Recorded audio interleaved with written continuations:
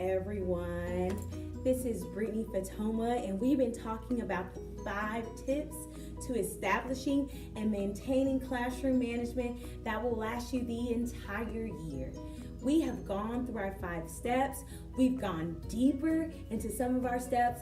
In this last video, I want to talk about how using classroom management builds relationships. So we know that a student will not follow you until they know there's a relationship that they have with you. It is so important to build relationships with your students. And here are some ways of how to build relationships with your students.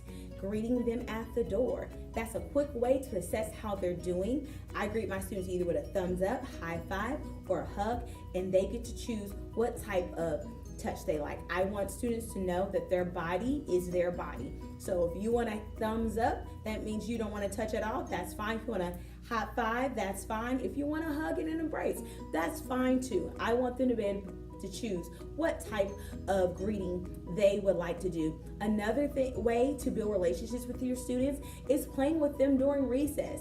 It is during a time that's non-learning that you can use to get to know your students, things that they like to do, things that they don't like to do.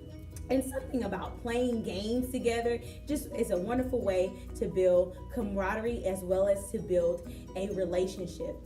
Another thing you can do to build relationships with your students is eating lunch with them or having a special lunch when they come to your classroom. Again, this is a non-learning time where you are talking to the student, they are learning about you, and you are learning about them. And then lastly, just being intentional with every interaction with your students. Because if you do not build a relationship with them, you will not be able to establish and maintain classroom management that will last you the entire year. Also, having those procedures and routines in place and all the different tips that we discussed, it's key to building relationships because students need structure. And as I mentioned before, if your students have experienced trauma, they need structure even more so. So with this last video, I wanted to just wrap up this wonderful 5 tips of establishing and maintaining classroom management. It's just the beginning. We're just in August, so don't lose hope.